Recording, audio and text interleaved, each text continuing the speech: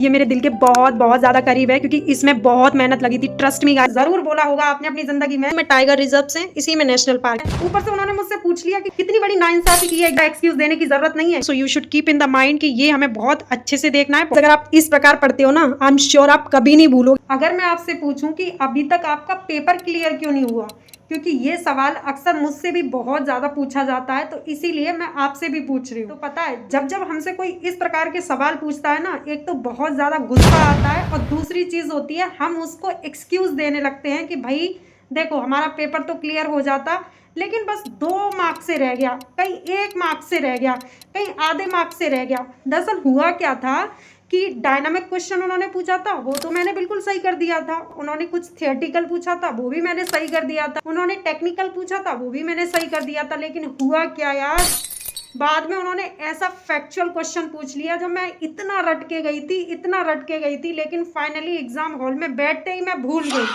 मुझे याद ही नहीं आया, जबकि मैंने उसके बहुत अच्छे नोट्स बनाए थे। पूरी रात बैठ के मैंने उसको रटा था, लेकिन वो क्वेश्चन मुझे एग्जाम हॉल में याद ही नहीं आया। फील हुआ है कभी ऐसा? इस प्रकार किसी न किसी से जरूर बोला होगा आपने अपनी जिंदगी में। मैं मान ही नहीं सकती, अगर आप एक जेन्युइन एस्पिरेंट हो, सीरियस एस्पिरेंट हो, तो आपने जरूर किसी न किसी से बोला होगा, अरे भैया, अरे दीदी, 1 नंबर से रह गया, इस बार तो मैं कर लूंगा पक्का।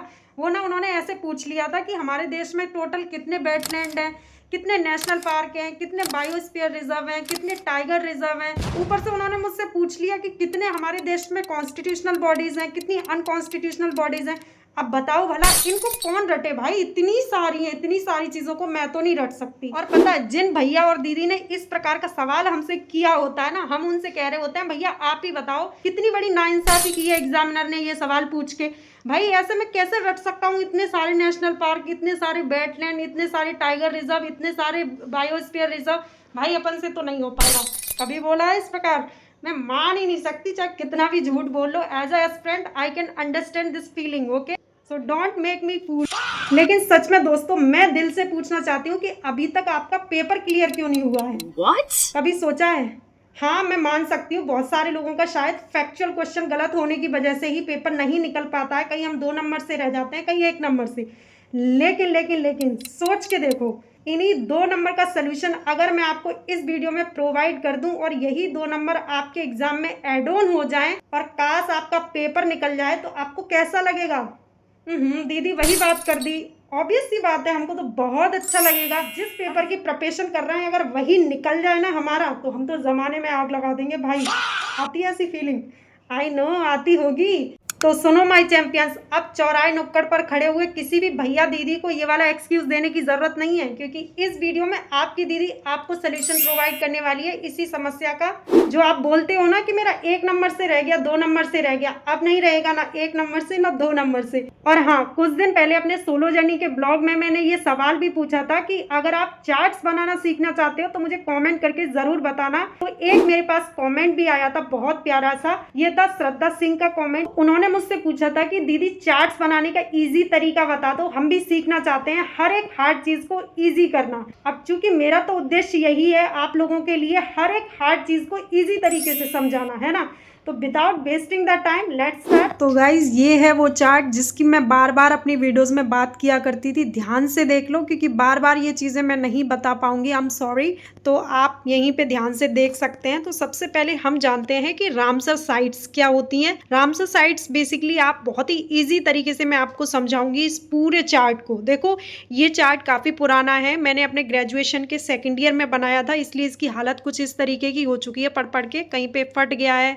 कहीं इस तरीके से सब्जी वगैरह लग गई है, क्योंकि मैं कभी कभी उसको उठा के ऐसे ही रिवाइज कर लेती हूँ। बट गाइज, ये बहुत ज़्यादा इंपॉर्टेंट है। इसमें जो भी इंफॉर्मेशन इनकलकेट की हुई है मैंने, which is very very important for our examination, so you should keep in the mind कि ये हमें बहुत अच्छे से देखना है, बहुत अच्छे से समझना है, okay. So first of all I would say what is the Ramsar sites. मैं बहुत ही ईजी तरीके से आपको समझाने की कोशिश करूंगी। देखो, रामसर साइट को आप ऐसे समझ सकते हो, फॉर एग्जाम्पल कोई चैप्टर है बुक का, मैं अगर गांधीयन एरा पढ़ रही हूँ, तो इसको आप गांधीयन एरा समझ सकते हैं। सो you can understand this is the Gandhian era which is Ramsar sites. Okay, for example Champaran आंदोलन क्यों हुआ था या फिर अहमदाबाद मिल स्ट्राइक क्यों हुई थी, तो ये क्या हो गए, उस गांधीयन एरा के टॉपिक्स हो गए। एग्जैक्टली रामसर साइट क्या हो गया, हमारा पूरा चैप्टर हो गया। अब रामसर साइट के अंदर आने वाले जो टॉपिक हो गए which is called a wetlands. तो ये आई थिंक आप समझ चुके होंगे। I you get it my point? The aim of the Ramsar list is to develop and sustain a network of a wetlands by maintaining components of their ecosystem and processes. The wetlands declared as Ramsar sites are protected under strict guidelines of the convention. इसका मतलब ये है कि Ramsar convention एक बनाया गया दुनिया में। कन्वेंशन का मतलब होता है कि सारे देश जो 198 कंट्रीज हैं ऑल ओवर द वर्ल्ड, उन सारे कंट्रीज ने मिलकर के ये डिसाइड किया कि हमारे पास कोई ऐसी रिच या कोई ऐसी स्पेसिफिक चीज है जिसको प्रोटेक्ट रखना हमारे लिए बहुत ज्यादा जरूरी है। इसीलिए इन कंट्रीज ने मिलकर के डिसाइड किया कि चलो हम एक कन्वेंशन बनाते हैं। तो ये कन्वेंशन बनाया गया रामसर कन्वेंशन जिसको बोला जाता है। So guys you can see the definition of the Ramsar Convention. The Ramsar Convention is one of the oldest intergovernmental accord signed to preserve the ecological character of wetlands. International importance in the signature countries. तो सारे countries ने मिलकर के ये decide किया कि हमारे यहाँ पे कुछ ऐसी स्पेसिफिक चीज़ है जिसको प्रिजर्व रखना हमारे लिए बहुत ज़्यादा ज़रूरी है। तो सारे कंट्रीज एक जगह इकट्ठे हुए which is the name Ramsar, और ये लोकेट है ईरान के अंदर, ये वाला स्थान रामसर। यहीं पे इन लोगों ने एक ट्रीटी साइन कर ली और ये ट्रीटी साइन हुई थी 2 फरवरी 1971 यानी कि 1971 को। ये इफेक्ट में कब आई? 21 दिसंबर 1971 को ये इफेक्ट में आई। और जब ये ट्रीटी साइन हुई थी उस वक्त 171 कंट्रीज ने पार्टिसिपेट किया था इस ट्रीटी में आउट ऑफ 198 कंट्रीज, राइट। अब हम पढ़ते हैं कि वेटलैंड्स क्या होते हैं। तो वेटलैंड्स अर्थात गीली भूमि, दूसरे शब्दों में कहें तो किसी भूमि के आसपास का वह भाग जहां अधिकतर पानी रहता है, वेटलैंड्स होते हैं। वेटलैंड में पानी, जमीन के साथ साथ वेजिटेबल, पेड़ पौधे, फल सब्जी आदि पाया जाता है। प्रवासी जीव की सुरक्षा के लिए वेटलैंड बहुत ज्यादा आवश्यक होते हैं। अब मैं आपको इसकी बहुत ही इजी डेफिनेशन बताती हूँ। What is the wetland? अगर आपको कोई वन लाइनर पूछे ना तो आपको फटाक से जवाब देना है। वेटलैंड बेसिकली एक ऐसे एरिया होते हैं जो ना तो पूरी तरीके से पानी से भरे होते हैं और ना ही पूरी तरीके से जमीन होती है। For example the Loktak lake which is situated in Manipur. Manipur की जो लोकटक लेक है वो बहुत ही बेस्ट एग्जाम्पल है वेटलैंड को समझने के लिए। तो ये हो गया उसका एग्जाम्पल, ठीक है। अब ये इंपॉर्टेंस दी हुई है वेटलैंड्स की कि वेटलैंड्स की क्या इंपॉर्टेंस होती है, ये तो आप इंटरनेट से कहीं से पढ़ सकते हैं। इसमें कोई दिक्कत वाली बात नहीं है कि ना तो पूरी तरीके से जमीन होती है और ना ही पूरी तरीके से पानी होता है। ऐसी जगह को बेसिकली हम वेटलैंड कहते हैं। लेकिन वेटलैंड जरूरी क्यों होते हैं? क्योंकि वेटलैंड्स जो होते हैं वो बर्ड्स के लिए, स्पीशीज के सर्वाइवल के लिए काफी ज्यादा इंपॉर्टेंट होते हैं। So this is the importance of the wetlands. I you get it my point और नॉट? सो हमारे ऑल ओवर द वर्ल्ड में 2526 रामसर साइट्स हैं। तो आप ये इन्फॉर्मेशन कहीं से भी इनकलकेट करके इस तरीके से कोने में लिख लेना, ठीक है। एक चार्ट लेना और पूरे चार्ट्स को बनाने की मैं प्रक्रिया बता रही हूँ कि आपको बनाना कैसे है, राइट। और कितना एरिया इन्होंने यहाँ पे कवर किया हुआ है, तो इन्होंने 253 मिलियन हेक्टेयर का area all over the world cover किया हुआ है वेटलैंड्स ने। पहला जो वेटलैंड साइट कह सकते हैं या रामसर साइट जो बोल सकते हैं वो पहली थी ऑस्ट्रेलिया की कैबरी पेनिनसुला, ठीक है। ये बनाया गया था 1974 में। और सबसे लंबी रामसर साइट जो है वो यूके में है। तो इस तरीके से इंफॉर्मेशन आप गेन कर सकते हैं। If we are talking about to our India, then हमारे इंडिया में 98 करेंटली रामसर साइट्स हैं। तो ये इंफॉर्मेशन भी आप इस तरीके से यहाँ पे पिकअप कर सकते हैं। So there are 3 types of wetlands. First one is inland wetland, second one is coastal wetland and third one is man made wetland यानी कि मानव निर्मित। अब इनको समझते हैं कि इनलैंड वेटलैंड क्या होते हैं। तो इनलैंड वेटलैंड्स बेसिकली ऐसे वेटलैंड्स होते हैं जो समुद्री एरिया से काफी दूर होते हैं, जैसे कि अमेज़न के दलदल, तो उनको इनलैंड वेटलैंड कहेंगे। सेकंड है कोस्टल वेटलैंड, ये समुद्र के किनारे का जो एरिया होता है, जैसे मैंग्रोव आपने देखे होंगे, उनको ही बेसिकली कोस्टल वेटलैंड के नाम से जाना जाता है। तीसरे होते हैं मानव निर्मित, यानी कि मानव जो अपने हाथों से बनाता है, उन वेटलैंड्स को बेसिकली मानव निर्मित कहा जाता है। जैसे कि चावल के खेत हो गए, जलाशय हो गए, तो इनको बेसिकली बोला जाता है man made wetlands. So there are 3 types. I you get it my point? तो ये हो गया पूरा। Then you can see here, ये हमारे इंडिया में पाए जाने वाले सारे वेटलैंड्स हैं। और देखो, मैंने अपने ग्रेजुएशन के सेकंड ईयर में चूंकि इस चार्ट को बनाया था, तो जैसे जैसे वेटलैंड्स की लिस्ट बढ़ती जाती थी वैसे वैसे मैं इसमें एड ऑन करती जाती थी। जैसे कि अभी 2026 में 2 वेटलैंड को एड ऑन किया गया, पटना बर्ड सेंचुरी और ये है छारी धांड करके है, ये गुजरात में सिचुएटेड है। तो इस तरीके से मैं वेटलैंड्स को जो है एड ऑन करती जाती थी। पहले तो यहाँ से लेके, ये मैंने लिख रखा है ना, 42 रामसर साइट्स थी पहले इंडिया इंडिया में, लेकिन अब वो टोटल हो गई है 98। तो इस तरीके से आप यहाँ से स्टार्ट कर सकते हैं। देखो, और इस कॉलम में आपको लिखना है कि कौन सी ईयर में इस वेटलैंड को एड ऑन किया गया था, क्योंकि कभी कभी वनडे एग्जामिनेशन के अंदर ये ईयर्स भी पूछ लेता है। ठीक है, तो ये बहुत जरूरी है। एक कॉलम यहाँ पे ऐसे करके बनाना है और आपको लिखना है कि कौन सी ईयर में इस वेटलैंड को एड ऑन किया गया था। Right, so you can see here first one Chilka lake, Keoladeo national park, Harike wetland. तो इस तरीके से लोकटक लेक मैं अभी आपको बता रही थी, वही वाली दुनिया की पहली फ्लोटिंग पार्क भी बोला जाता है इसको। तो ये याद रखना बहुत इंपॉर्टेंट है आपके वनडे एग्जामिनेशन के लिए, ये इन्फॉर्मेशन बहुत ज्यादा इंपॉर्टेंट है गाइस। तो इस तरीके से आप पूरी लिस्ट बनाइए, देख सकते हैं। एक एक पढ़ूंगी तो बहुत टाइम हो जाएगा, बट मैं आपको ब्रॉडली बता दे रही हूँ कि आपको कैसे बनानी है। ठीक है, पहले कॉलम में आपको क्या लिखना है, ईयर ऑफ द फॉर्मेशन, मतलब कौन सी ईयर में इनको एड ऑन किया गया था। फिर दूसरा आप एक और कॉलम बना लेना, मैंने नहीं बना पाया गलती से। तो सेकंड कॉलम में आपको क्रम संख्या लिखनी है, मतलब 1 2 3 ये जो नंबर्स है ना कि कितने वेटलैंड्स हैं, तो उसके लिए एक कॉलम बना लेना। मैंने बनाया हुआ है, ऊपर नहीं लिखा है। एंड थर्ड कॉलम में आपको डालना है रामसर साइट्स। तो जितनी भी रामसर साइट्स है ना उनको यहाँ पे लिख देना है इस प्रकार, देखो जैसे मैंने लिखी हुई है सारी। एंड फोर्थ कॉलम जो आपको बनाना है वो स्टेट का बनाना है, कि मतलब ये वाला जो वेटलैंड है वो कौन से स्टेट में सिचुएटेड है, क्योंकि क्या होता है ना कभी कभी स्टेट भी पूछ लेता है examiner. So that's why we have to hard work ना। तो पहले से ही हम प्रिपेयर करके चलते हैं, क्यों हम ये वेट करें कि एग्जामिनर हमसे पूछेगा तब हम कॉलम बनाएंगे, ऐसा नहीं होना चाहिए। तो यहाँ पे स्टेट, ठीक है, आपको इस तरीके से स्टेट डाल लेने हैं। कुछ जगह बच जाएगी, ये जगह मैंने इसलिए बचा दी थी कि बाद में अगर वेटलैंड्स एड ऑन होते गए तो मैं तो एड ऑन करती जाऊंगी अपने चार्ट में। तो ये था हमारा चार्ट वेटलैंड्स का। एंड ट्रस्ट मी गाइज, अगर आप इस प्रकार पढ़ते हो ना, आई एम श्योर आप कभी नहीं भूलोगे। आई एम डैम श्योर कि आप कभी एग्जामिनेशन के अंदर कभी नहीं भूलोगे। ये मेरे पे थोड़ा ट्रस्ट कर लीजिए, बस आपको मेहनत करनी पड़ेगी। देखो, मेहनत जैसे मैं करती हूँ वैसे आपको भी करनी पड़ेगी। इस वाले चार्ट को फिलहाल साइड रख देते हैं। अब मैं दिखाती हूँ टाइगर रिजर्व्स और जो बायोस्फीयर रिजर्व की मैं बात कर रही थी उनको। ठीक है, सो you can see here guys again. तो ये हैं हमारे नेशनल पार्क्स और टाइगर रिजर्व्स की पूरी लिस्ट। आप बहुत ही ध्यान से देखिए इनको।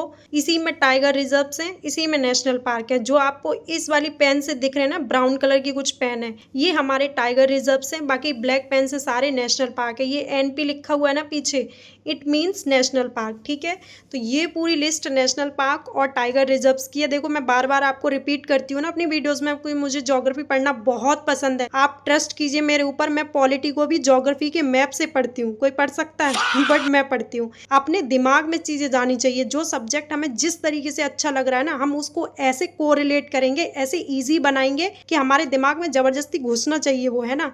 तो इसीलिए आप देख सकते हैं इस तरीके से पूरा ब्लैंक, ये ब्लैंक मैप वाली कॉपी है, मार्केट से ले आना इसको।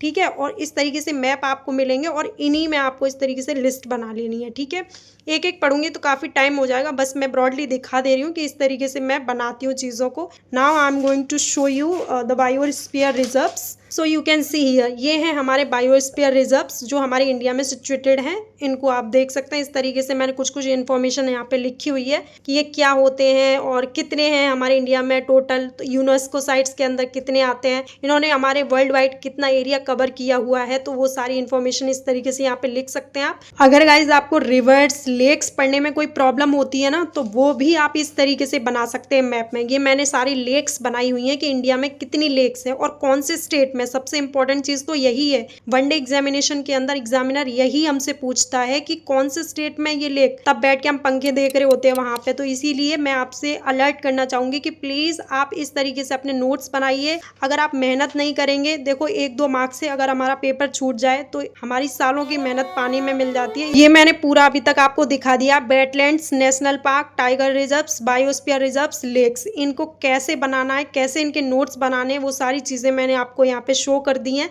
Now I am going to start a new thing.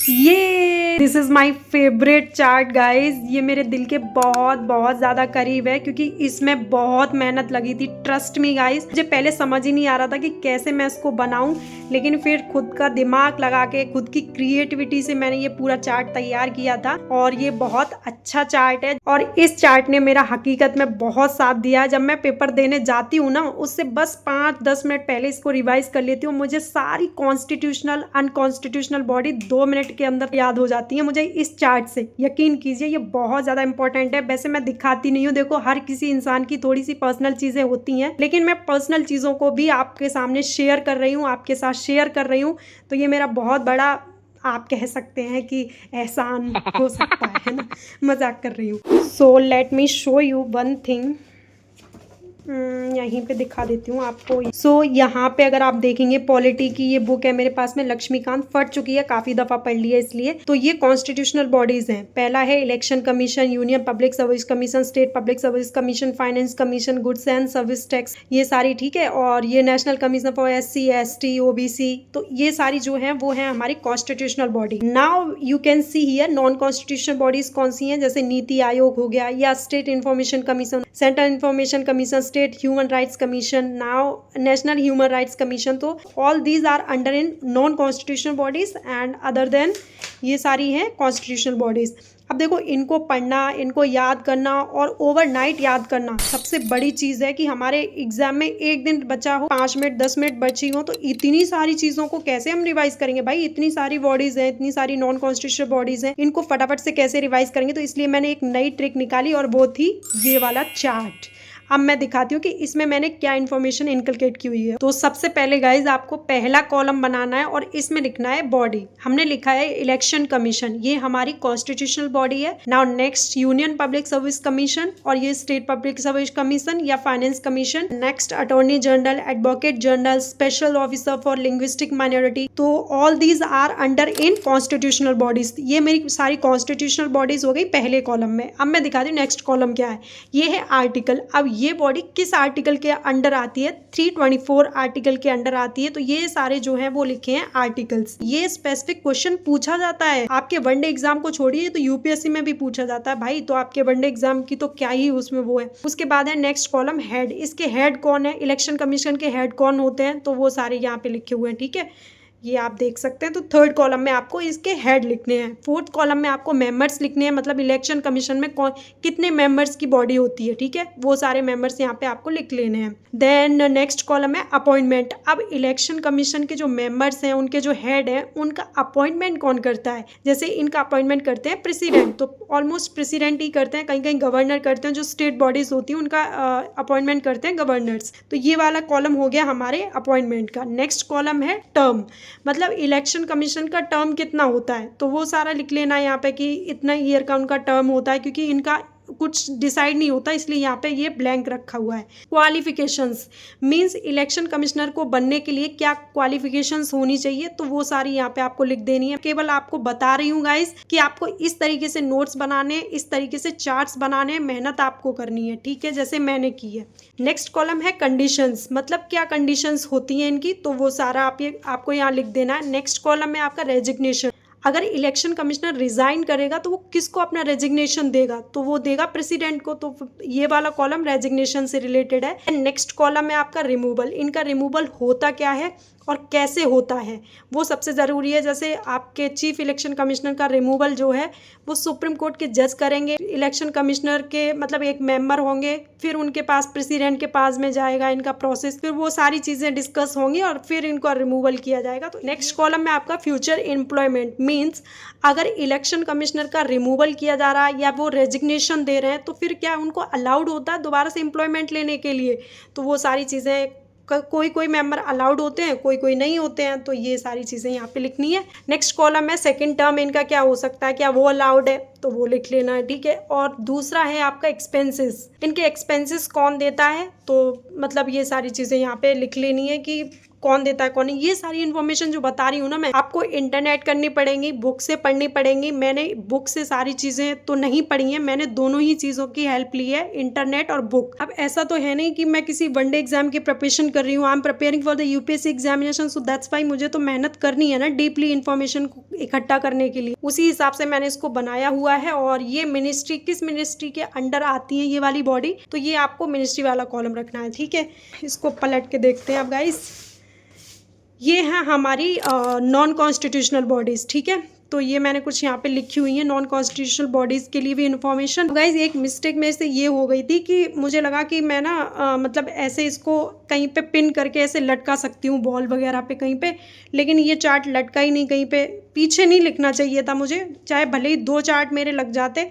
मतलब कि आप देख सकते हैं ये मैंने पूरा बनाया, इसी के नीचे अगर एक और चार्ट बना देती तो उसमें नॉन कॉन्स्टिट्यूशनल बॉडीज़ लिख जाती, ठीक है, मुझे पीछे लिखने की आवश्यकता नहीं पड़ती। अगर मैं ऐसा नहीं करती ना तो ये चिपक जाता आराम से किसी वॉल पे। अब मैं इसको चिपका क्यों नहीं सकती, इसके पीछे भी इंफॉर्मेशन लिखी हुई है ना चूँकि। So this is my mistake, I want to tell you कि आपको ये नहीं करना है, ठीक है।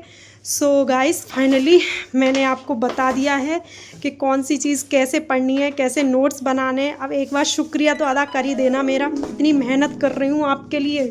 मुझे पता है गाइस कोई अपनी पर्सनल चीज़ें शेयर नहीं करता है, मैंने बहुत सारे यूट्यूबर्स भी देखे हैं, बहुत सारी लोगों को मैंने देखा है, कोई भी अपने पर्सनल नोट्स नहीं दिखाता, इवन आपको नोट्स बनाने का तरीका भी लोग नहीं बताते हैं। लेकिन मैं हूँ एक ऑनेस्ट इंसान, मैं चाहती हूँ कि जो ज़िंदगी में मैंने अपने एक्सपीरियंस गेन किए हुए हैं ना, अगर उन एक्सपीरियंस के बेसिस पे किसी इंसान का अगर भला हो सकता है तो व्हाई नॉट, मैं तो करूँगी उस चीज़ को। तो इसीलिए गाइस मैंने टोटली आपको जो आपके डाउट्स थे कि हम चार्ट्स कैसे बनाएं, क्या तरीका होना चाहिए, एक एक चीज़ आपको मैंने बहुत अच्छे से समझा दी है। आप ना मुझे बस अपने डाउट्स बता दिया करो कमेंट सेक्शन में कि दीदी हमें पढ़ने में ये दिक्कत आ रही है, ये कैसे पढ़ा जाए, ये कैसे पढ़ने का तरीका क्या होता है, कौन सी क्लास लेनी चाहिए, क्या करना चाहिए। बाकी सारी टेंशन मेरे पे छोड़ दिया करो, मैं सारी की सारी आपकी टेंशन दूर करूँगी, सारी की सारे आपके डाउट्स क्लियर करूँगी। मैं इसीलिए शायद सोशल मीडिया पर भी आई हूँ। मेरा उद्देश्य ये नहीं है चीज़ों को छुपाना, मेरा उद्देश्य है कि लोगों को अवेयर करना हर एक चीज़ से, सिर्फ स्टडी से नहीं, बल्कि मैं आपको सोसाइटिकल जो चीज़ें बताती हूँ ना कि समाज में आपको कैसे बदलाव लाना है, हर चीज़ की समझ रखो, है ना। जब आप अपना दिमाग खोलोगे, हर एक चीज़ की समझ रखोगे, तभी कहीं ना कहीं आपके अंदर एक अच्छे थॉट्स आएंगे, तभी आप एक अच्छे इंसान भी बन सकते हो, है ना। तो यही सब था गाइस जो मैंने आपको नोट्स दिखाए, तो यही था गाइस। बाकी अब मैं पानी पी लेती हूँ, बहुत थकान हो गई बोलते बोलते तब से। बस एक उम्मीद तो मैं भी आपसे पाल सकती हूँ, वो ये मैं आपसे एक दिल की बात कहना चाहती हूँ। पता है आपकी सारी प्रॉब्लम्स को अगर आप चाहते हैं बहुत अच्छे से मैं क्लियर करूँ ना, तो आप मुझे बस इतना सपोर्ट कर दो कि मुझे उतनी सक्सेस मिल जाए कि मैं एक डिजिटल बोर्ड खरीद लूँ, एक माइक खरीद लूँ, ताकि मैं आपको इजीली तरीके से बता सकूं सारी चीज़ें।